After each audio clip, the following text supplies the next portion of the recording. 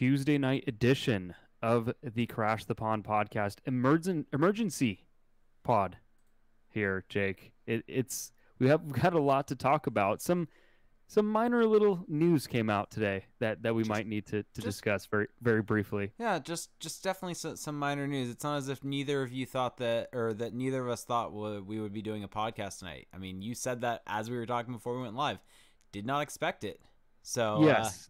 Yeah. So when I, after doing a 2-hour podcast last night, I thought, okay, cool. I'm good for another week. No need to podcast until then. But as it turns out, we got hit with a bombshell today. And so what we're going to do here, folks, we're going to discuss the big news about the Ducks placing Bob Murray on administrative leave. We will just briefly right now touch on tonight's game, since we just witnessed the Ducks win in overtime. Might as in well. thrilling fashion. We'll start with the good stuff, the happy stuff, and then we'll get into the Murray news after that. So definitely stick around once we're done with the post game. But I mean, the Ducks win 3-2 in overtime. Troy Terry with the game winner. John Gibson making 41 saves on 43 shots, and a number of just highlight reel saves in overtime during the game. And this was a game, Jake, where the Ducks, I mean, pretty much were on track to let it slip away. They were the team with the lead, and they were up 2-0. They let Vancouver sneak back into it with a couple of just horrendous defensive plays at the end of the third period. But all's well that ends well, particularly when you have John Gibson and Troy Terry. Yeah, exactly. Yeah, this wasn't a great game from a shot attempts perspective. The Ducks were bleeding shot attempts against, bleeding shots on goals against. I guess the one thing, if you do want to give them some credit for, is that 5-on-5, they actually did a pretty good job at limiting the chances against, and that's kind of bears itself out when you're looking at expected goals. The Ducks actually at 5-on-5 had 1.7 expected goals for, only 1.6 expected goals against. But having said that, John Gibson still was getting barraged by shots, even if they're from the outside, forcing him to make that many saves. It's just not a recipe for success long term. No. And so he stepped up. John Gibson was John Gibson. And like you said, Troy Terry is very good.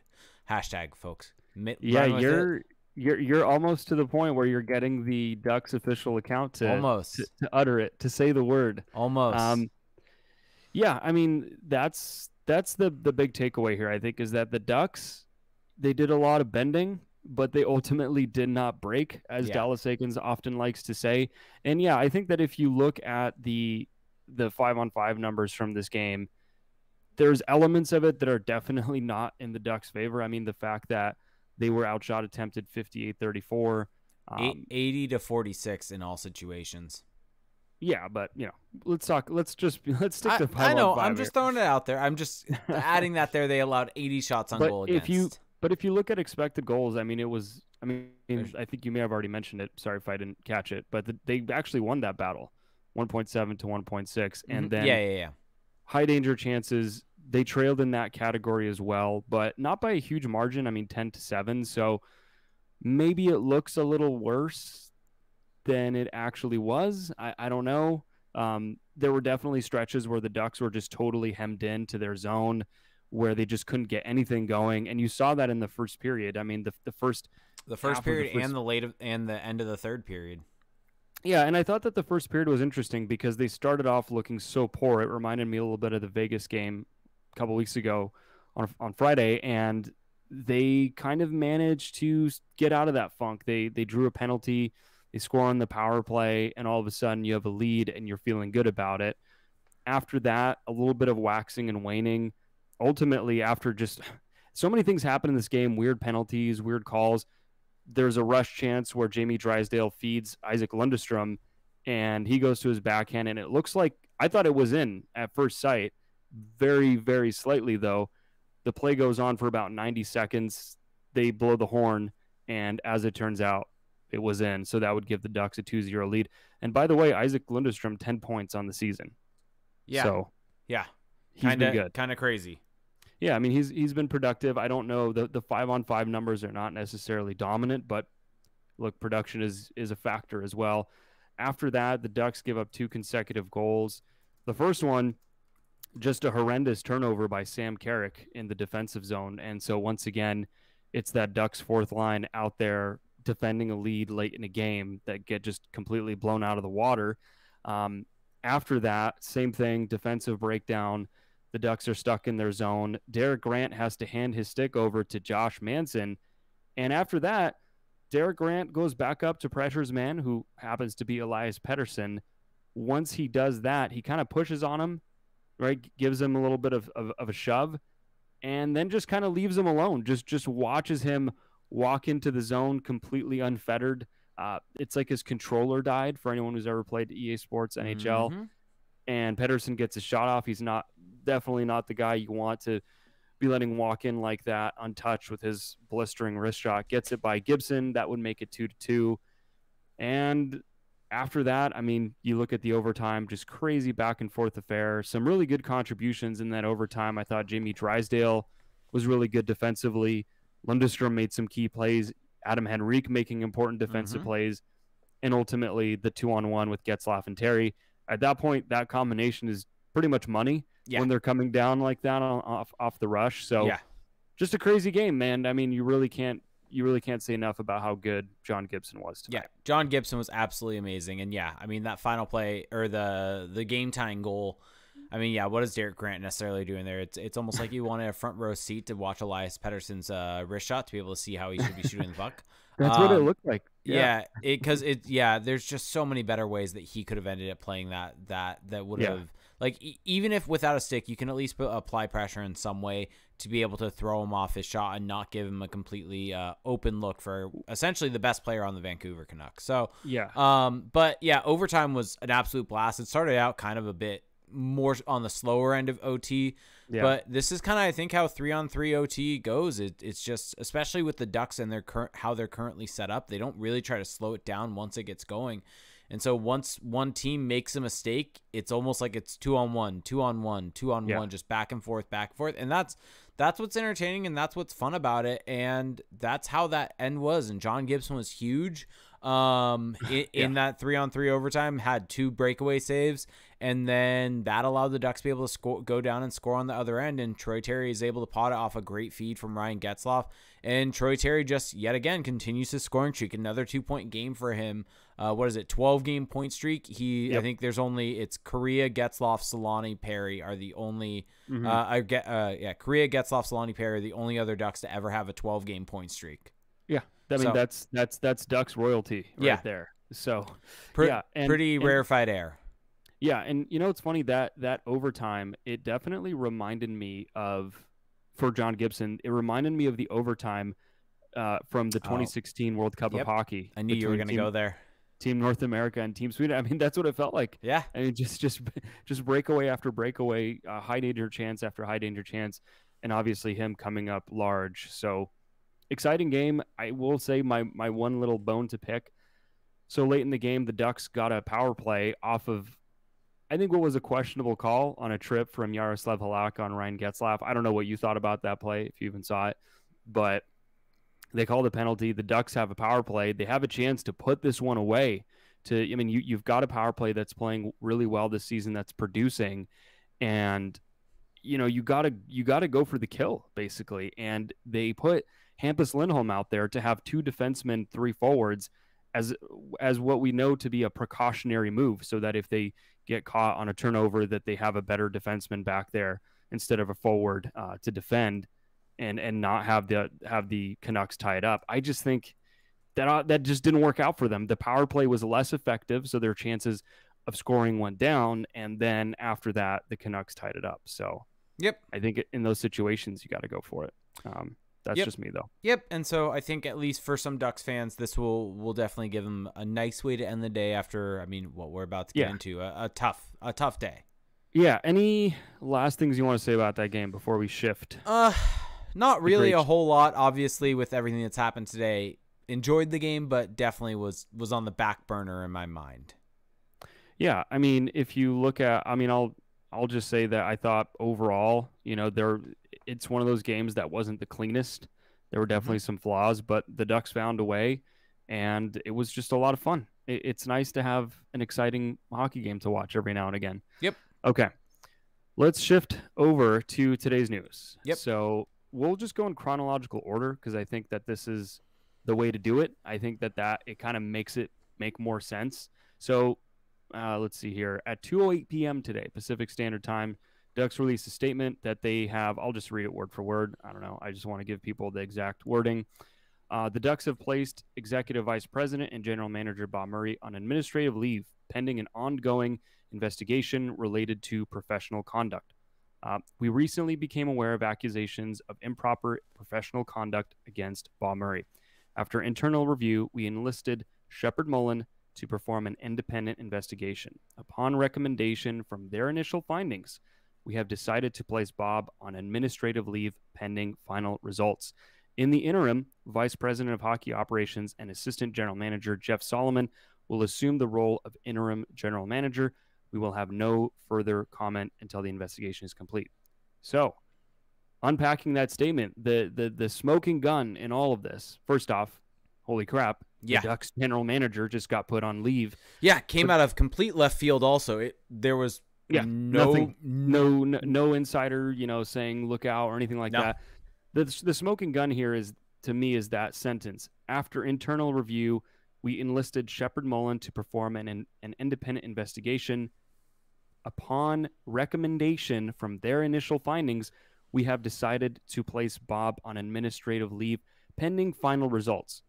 So what that means is the investigation is not over yet, but the initial findings warrant them placing Murray on administrative leave. Yep.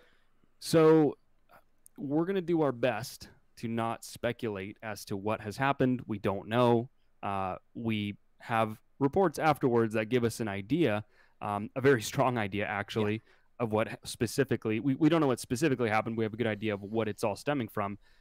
But it just goes to show that something happened, something bad enough happened to where the Ducks are just saying, Bob Murray, you got to stay home for a while until this is all finalized. And one thing that I'll add right here, because I think it's an important piece of information, is that for it to be this bad, you have to imagine that this is the end for Bob Murray, and I think that was my takeaway. We'll get to that more, but we'll get to that. But that was my initial takeaway from this statement, is that you don't put someone on administrative leave based upon the initial findings unless they're bad enough where once it's complete, that is going to go from administrative leave to just being completely cut loose, being fired, being forced resignation, however it ends up happening. That's at least kind of how I feel about it, because if they didn't find enough, if initial findings weren't strong enough, then this wouldn't be the case. And so at this point in time, they cannot do anything until the investigation is complete, but the initial findings were strong enough that action needed to happen.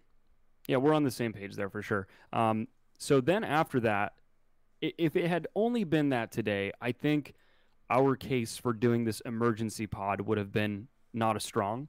But after that, reports started pouring in. And so we have 4 different reports, all from respected sources around, the hockey media industry. And I just want to point out, before we get into these different sources and their reports, that the Ducks are one of the most tight-lipped organizations possibly in all of pro sports.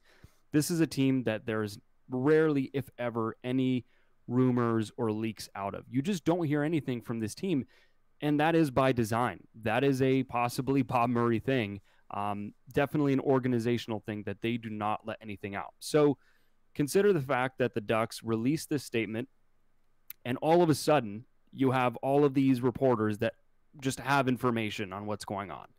You have to imagine that the Ducks are not necessarily keeping all of this a secret. In fact, I would speculate, this is speculation, so there you go, folks, that they might be putting some of this out there. There's that, and I think... Because who else has the information? Well, I think the other part of this is, as we kind of get into more of the reports that came out, there are probably former players that spoke out about this. Former players for the Ducks that played under Bob Murray. Very close to the situation. People that worked under Bob Murray that probably gave information about the work environment that Bob Murray fostered. But some of these reports are so detailed, though, that they almost have to be coming from a team source. Potentially. It could be someone that's recently left. It could be a bunch of things, but yes. So we'll start with the first thing that came out. So Darren Dreger, on insider trading on TSN. I mean, basically his report wasn't super detailed, just saying that toxic work environment, right, within the team, from Murray berating people, and Threatening job security. yeah, and that was the initial big red flag, because if you think about it, in a work environment, threatening people with their jobs when you're in a position of power is kind of like one of those lines I think you don't cross, right? If my boss told me on a semi-consistent basis, hey, if you don't do this well, you're out. Like that's, I think that's crossing a line, but maybe I'm wrong about Yep. that. And one thing also brought up on insider trading, it's not necessarily shown in this tweet, but if you watch the video, Chris Johnston brings it up that he believes that some of the reasons for this to happen came from the anonymous hotline that the NHL has set up. And I believe that was in the wake of, wasn't it the Kemalu Bill Peters situation, and also Mike Babcock with Mitch Marner. So the NHL set up the anonymous hotline after those situations from, what was that, a year and a half, 2 years ago? And so these came from anonymous tips to the NHL through that. Yeah.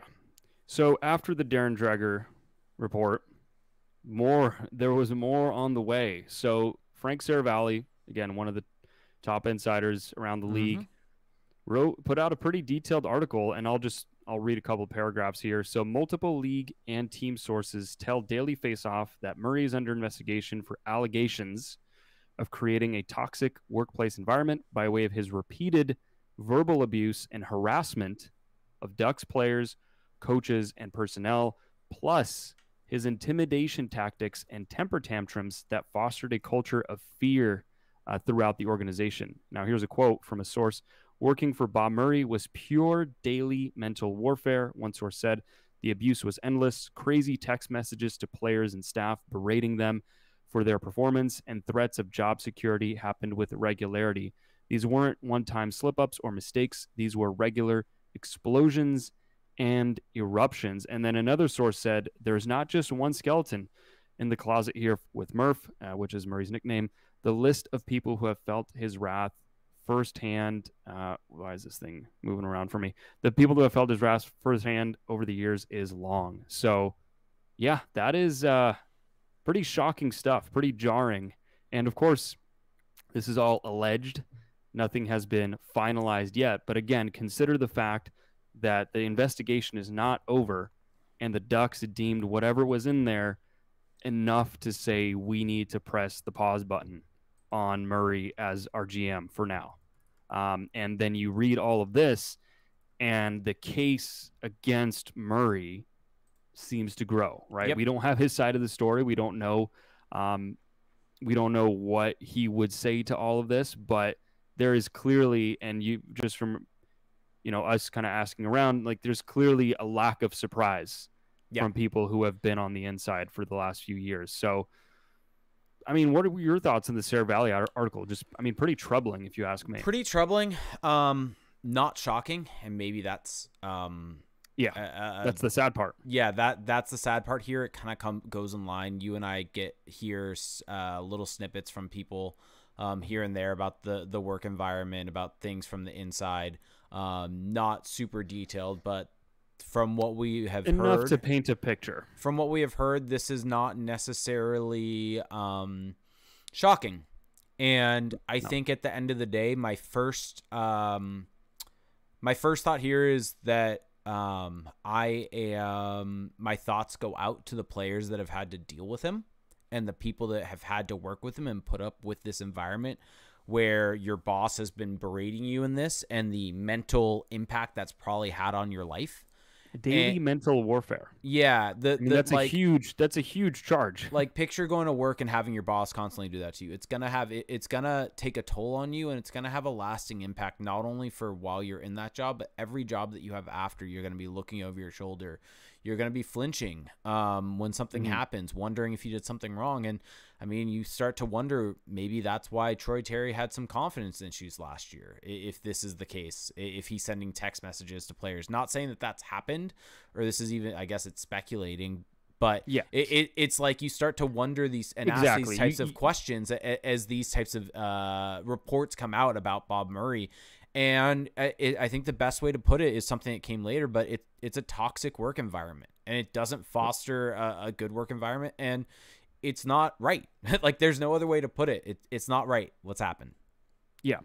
So after that, as if that wasn't enough, then a article came out before the Ducks game from Elliot Tieford. And to me, this was kind of like the straw that broke the camel's back. This is where I started buying more into these reports, because Elliot Tieford, the Ducks media cohort, is a very small one, right? It's Tieford, Stevens, and whoever pokes in time to time from the LA Times, but it's a very small cohort. And so for Tieford to be just writing something on this and adding some level of detail tells me that Murray is in trouble, because if this wasn't going to play out, if the organization didn't want it to be known that, maybe his days are numbered with the team or whatever, I don't know if this kind of detail is coming out, because Tieford is, and the local writers, they get most of their information, if not all of it, from the team. So here's what I saw in the article that really stood out to me. It's really just one line. A decision on Murray's future with the Ducks is expected within days. That was not mentioned in any other report up to that point. And like I said, just to reiterate, Tieford gets, I'm willing to bet, over 99% of his info from the team. Well, and you also have to think that if somehow this was incorrect, or his report, or he's screwed. He cannot get that wrong, he'll lose access if Bob Murray somehow stays. And this exactly. is not something you can screw up on. Exactly. But and the final kind of piece of information that's come out from this is Emily Kaplan tweeting out 2 hours ago this kind of thread, and it's basically, it's short enough where I'll just read it word for word. Emily Kaplan currently works for ESPN. She's actually done a great job of breaking some Jack Eichel stuff and really done a good job of making headway there. But said Bob Murray doesn't sound like one singular incident that led the Ducks to put their GM on administrative leave, but rather his behavior towards staffers and what one source described as an abusive culture. A source says all of the initial complaints involve verbal abuse. There is no time frame on Bob Murray investigation. The team intends to see it through, but there was enough evidence in early interviews to suggest that Murray was not fit to continue in the current role. The Ducks are on the road right now, and plan is for Murray to return to Anaheim. The NHL sent a memo after Blackhawks case and basically told teams, if you know of any abuse, you must report it. Sounds like that led to some in the Ducks organization to question Bob Murray's behavior. Some allegations may be years old, but people feel more empowered to speak up now. Yeah, which is a good thing. Yeah, so that's what you want. Obviously, there's no redeeming qualities at all from the Blackhawks case. It's an awful, awful situation. Yeah. But the fallout from that could be finally the toxic hockey culture that does exist with the old boys club finally starting to see its way out, because people are now empowered to speak out, with the NHL basically saying after that, if you saw stuff and didn't report it, you're culpable in some ways. Right. And so I think that that's kind of what's happening here is players, staff members, who knows, saw all of that and we're like, well, we need to get on top of this. First off, our own job security could be on the line if it's found out, but also there's some safety here. And so we need to be able to speak out anonymously against this. And it sounds as if it's not just one or two people speaking out and giving the NHL calling that hotline. It seems like it was multiple people that did it. Yeah. And I think one other thing from the Tieford article that was kind of shocking that was included was, Tieford made mention of the lawsuit that Bob Murray faced in 2010 for the Barstool incident at Joe Louis Arena, where, he was sued by Rachel Paris, saying that she was struck in the chest, arm and shoulder by a chair from Bob Murray. So I feel like including that detail probably wouldn't go over well if, with Bob Murray, if he was going to be coming back. So again, it's just like there's this breadcrumb trail that to me leads, in my opinion, again, this is just totally my reading of all of this, but I think you would agree as well. I don't think Bob Murray is going to be the GM of No, this team after this investigation gets no, finalized. you don't. I don't think you put him on administrative leave, unless you have enough evidence to where once the investigation is done, you're going to terminate his contract. Yeah. And so I think that's been done.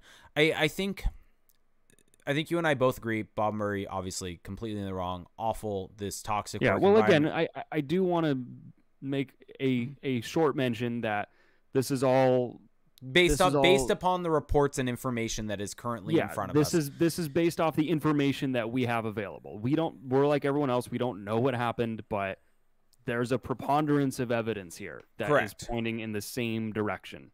Yeah. So, Yeah. Exactly. and you don't even have like the kind of random reporter insider that makes a pro Murray report, right? Or that's kind of sticking up for Murray. Usually there might be one or two of those. You've seen that in the past when allegations get thrown around, but that has not happened here. No, that hasn't. That's bad news for Murray. No, it's definitely bad news. I had completely forgot the point that I was gonna make before you jumped in there, but yeah, pretty much all of this kind of leads to the final point that this was an awful kind of work environment, and I hope that the people could finally speak out on this and felt comfortable doing that. Oh, I remember where I was gonna go with it. Mm-hmm. The real question that I have, because it seems based upon the findings of from the sources and the information currently in front of us, that Bob Murray is not going to return. That's I think a pretty cut and dry thing from the investigation. But the real information that I find that I want to know, honestly, out of this investigation is there are plenty of ways that this toxic work environment could have been allowed to continue. But I think what's important is understanding how this was allowed to happen. That's a good point. That is what's the important The thing. elephant in the room. Yeah, because Bob Murray is the only person being put out here, but were there any people protecting him? Were there any people working with him? Maybe a guy like I'm not going to throw this out there, not worth it. But I would like to see what the investigation found in terms of how this was allowed to happen, because at the end of the day, Bob Murray has been the general manager for the Ducks for over a decade. Mm-hmm. And so this is a big question for the Samuelis of how did they allow this culture to manifest itself? They are, I mean, look, the Samuelis are hailed for being hands-off owners, and it would appear that in this case that may have backfired a little bit. We don't know yet. We don't know the details. And that's where I say that's the thing that I'm very interested to see as a finding from the investigation here. Well, the thing is, this seems to be like the worst kept secret in the NHL. I mean, you and I have heard stuff over the years, right? And if we're hearing stuff, people who are far from being on the inside, you have to imagine that within the industry that this is like rampantly available information that Bob Murray was just very difficult to work with. And if it extended to the point where people felt harassed, berated, getting these crazy texts, it's just, like you said, I think that's a great point, is how, if it was that little of a secret, how was it allowed to persist? Like, no one, I don't think anyone wants that, right? No one wants a bad work environment, and yet it was allowed to continue. Yep, and there's a lot of reasons that people even put in my Twitter replies, and I actually, because I had kind of asked that question on Twitter, and it was more meant to be rhetorical, because I think there's obviously a lot of different reasons that are pretty easy to come up with, in terms of whether it is fear for your job, whether it is sure, who knows what else it could be. It's human nature. But self-preservation is human nature. Yeah, but it's trying to find out what is the reason here that happened. So with that being the case, anything else you want to add though on this before maybe we move on to moving forward for this team, I guess, on this? No, I think that we've covered it. So yeah, moving forward. I mean, so now Jeff Solomon is the interim GM. Yeah. Like this. This is not how we expected that to come about. No, and I think that as a Ducks fan, this is both, I think, a good and a bad thing overall, as in the situation, because the bad thing, the good news is Bob Murray, from the information we have, should no longer be the general manager of the team, and he will not be the general manager of the team moving forward. And I think that is a good thing, both from a work environment situation for the Ducks, and I'm happy for everyone that works within the organization that they no longer have to deal with a person potentially on a power trip running the franchise. Because this sounds like it was widespread, beyond even players. Yeah. Right. And so that's really troubling as well. Yeah. And so I think from that perspective, it's something that I am very happy for everyone within the organization. I guess the bad news here is it's frustrating that same type of thing that we were just talking about, but this was allowed to happen within the Ducks organization over the past decade. I mean, ultimately it was enabled. Yes.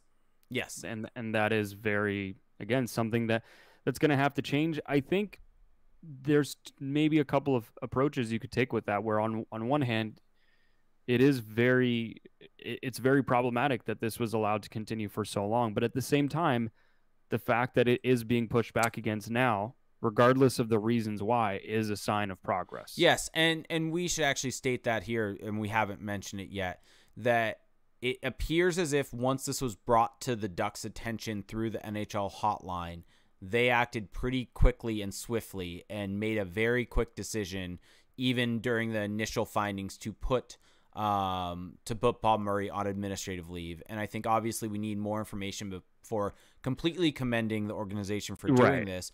Because this is the same organization that had this enabled this. But I think that from the perspective of acting swiftly and not waiting for within the current environment, they've done well. Yes, exactly. Yep. So I mean, I think that's kind of all there is to say at this point on this. I mean, moving forward, I guess to put a bow on it. Real quick, let me just jump in here. I think that before we talk about that, I do want to mention this because I think it's an important thing to talk about. Is everyone out there listening, you may be going through a similar situation to this. And I think that's a very important piece of this conversation here, is that this is not unique to hockey. This can happen in everyday life. And so if you're going through a situation like this, and you may not have an anonymous hotline to reach out to, if you're dealing with an abusive boss, if you're dealing with anything like that, whatever situation you're in, first off, I want to say my DMs are open. Feel free. If you just want someone to talk to about it, I'm here. So that's one thing that I do want to mention. And so we're here with you. And just know that if you try to reach out, try to speak out as best you can. I know it's not always easiest in every situation. It depends, but we're here for you. We will listen to you. We'll help you as much as we can. Yeah, I mean, that's the big takeaway, I think, from all that's happened this year in the NHL and, in other walks of life that we've seen, is just you gotta listen to people. And the fact that sometimes people don't get listened to, or even very often, makes it harder for them to come forward, especially in these very difficult situations. And so I'm just going to echo what you said, because I think that's a great thing to say, is that if you don't have anyone, you've got us. I mean, Jake's DMs are open, mine are open. I don't know how much we can do for you to fix your situation, but we will listen. We will give you our 2 cents. But no one is alone in all of this. That's something that we got to change in people's minds moving forward. So yeah, on that note, so I don't expect Bob Murray to be the GM for much longer. Maybe it'll take a couple months for this to play out. Maybe, as Elliot Tiford indicated in his article, it may take just a few days. I tend to believe that, since, again, Tiford very close with the team. Afterwards, is it the beginning of the Jeff Solomon era in Anaheim, or does he retain the interim tag all the way through? You would think that he would lose the interim tag. They may keep that this year. I feel like he would get named GM once the season ends. Or maybe it's a situation where once they let Bob Murray go fully and is no longer administrative leave, they may name him no longer interim, because right now I think because he is still within the organization technically, naming Jeff Solomon as the general manager, I don't think that's I don't expect that to happen until he's gone, until Murray's gone. So Yeah. But yeah, and then after that, I mean, assuming that that happens at some point, what I mean, does what this has to change so many situations for so many different people within this organization, right? Because all of a sudden you've got a different person calling the shots. Who knows what happens with the coaching staff? Who knows what happens with some of the players? Because we don't know ultimately what Solomon's views are on all these different matters, right? He's still forming all of his opinions. So, I mean, do you want to take a crack at guessing how things might change under Solomon? I mean, I really don't know. I mean, here's the thing that we can try to look at the LA Kings Right. over the last couple of years for some sort of idea of what they're going to do. Maybe it's not really, I mean, looking at how they've changed, the Kings really kind of started going for it this summer. Maybe that's a change from Jeff Solomon to him being there and him not being there. And I mean, we don't know the influence that he had. I think that's the biggest question mark, is what type of influence did he have on trades, on everything like that. And so that's, I guess, the biggest question mark moving forward is, will he be more likely to move out the UFAs than Bob Murray would have been? Because he for sure did that in LA. He had no issues moving out Jeff Carter wasn't pending UFA at the time, but he had no issues moving out the Jake Muzzins, the Tyler Toffoli's, the Alec Martinez. Although he wasn't fully in charge. So correct. And I we think don't know exactly. Yeah. And so that's kind of my point here, is how much of it was him, how much of it was other people, and how much influence did he have? So, yeah, I think that's going to be the real interesting question. And at the end of the day, Jeff Solomon was the guy who built the LA Kings analytics department. Yeah.